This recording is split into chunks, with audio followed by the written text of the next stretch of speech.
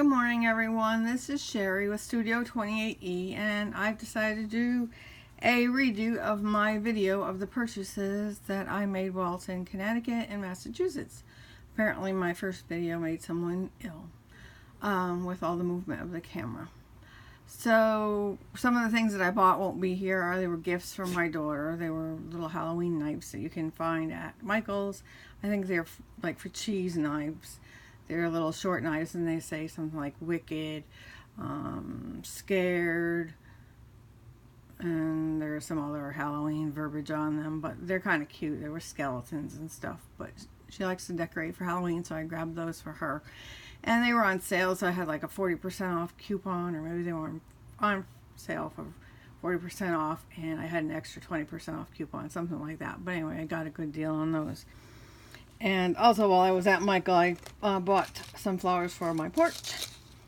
And I bought these little tarms, teacups and saucers. Some are cups. Oops, upside down this side. These are cups. Can you see those? And these are little saucers. And these are mugs. And they have a gold rim on them. And then I got these blue ones, which I've been looking for a long time, and I finally found them. It's a teacup, a creamer, a teapot, and some spoons and a saucer. So, and then I bought these beads, which are kind of retro, with flowers, and they're in different colors. I thought those would be good for tassels or Cookie Charms. Should have bought 2 of these, and I didn't. They were like 70% off as well. So those were my Michael's purchases. And then we went to the Salvation Army. And I went there last year, and they had these scraps of pockets. And some still have the backs on them from the jeans, and some don't. But they make good pockets inside a journal. So I'll just do a flip through. These pockets cost me $5 and some change, which I thought was pretty good. I got 15 of them. This one has a little bit of a stretch.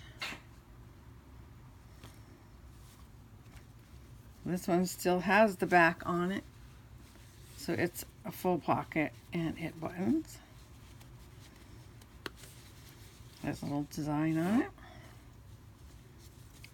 This one's kind of bleached out with a worn look.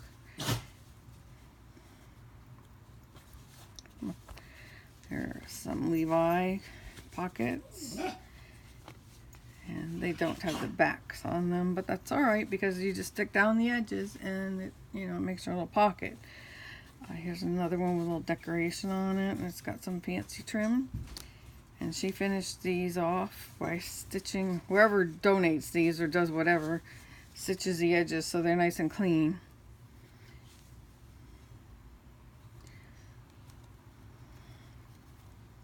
Another Levi. This one has a tab on it. This one has some orange sequins. I'll have to try to find one to replace. One is missing. That's alright. We'll fix it. Here's another one with a design. Another design. See how nice the sides are turned in and finished off. So when you glue them down, you don't have any ragged edges. And this is a large pocket. This one would be great for even just a journal front. So that's what I got at the Salvation Army. And then we went to Brimfield, Massachusetts, to an antique store, and I found this metal tin. It looks like it's brass, but I think it's just the finish that's on it. I don't know. Maybe it is. It's a Whitman's chocolate box. 1 pound box. That almost looks boho-ish. I don't know, maybe even... Yeah, I have to say boho-ish. There's no date on it or anything. And inside this box was a bunch of trading stamps. Blue chip trading stamps, green stamps,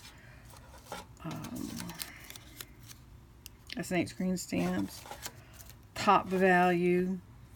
We used to save these and take the books to the stores. I know... Green Stamp had a store. I would imagine Blue Chip must have had a store too. Must have just been the area that we were in. And you would trade these for items that you purchased. And the more you purchased, you either got a full page stamp Or if you spent $10, you'd get this, like, a couple of the smaller stamps. I don't remember the values of what you would get. But these were for a larger purchase.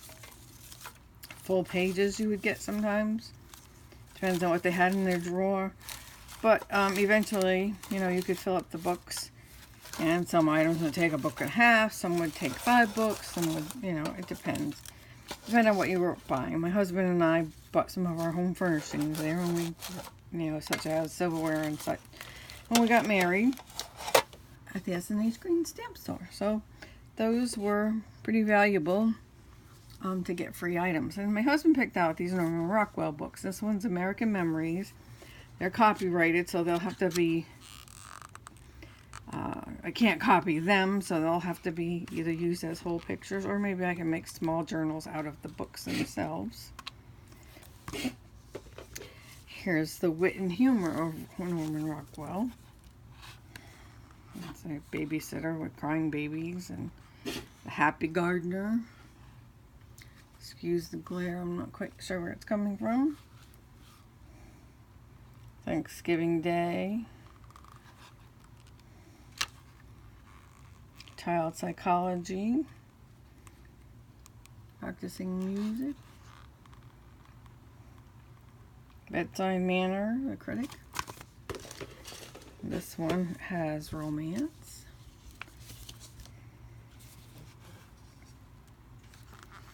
Got the Sunset at the Mailbox.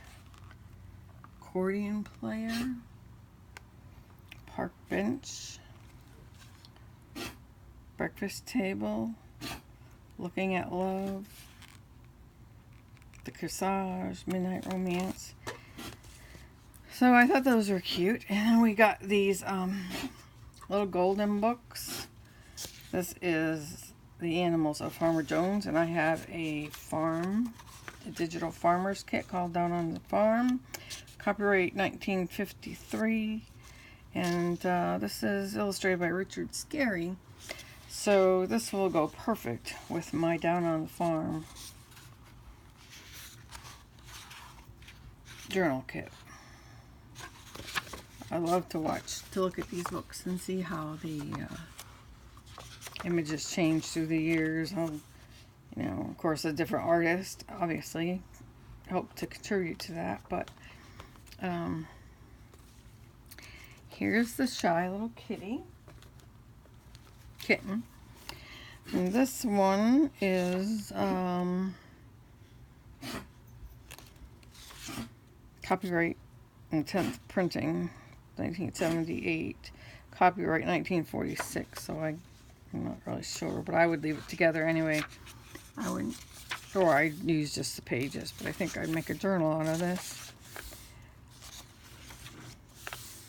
And I guess it's the black little kitty that feels out of place because of he's the only solid one out of his brothers and sisters. I don't know. That'll look. I guess it wasn't the black one that was shy. It was a tiger kitty that was shy.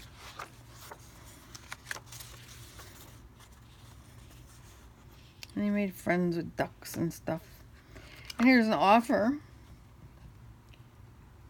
to get the golden books for $4.99 a month for 5 months. For the 4 Wonderful Worlds of Walt Disney. Guess that's all the Disney books. So, don't think it says offer expires. I wonder if I could get this. Available by mail order only. And you get a free poster. And this one is The Night Before Christmas.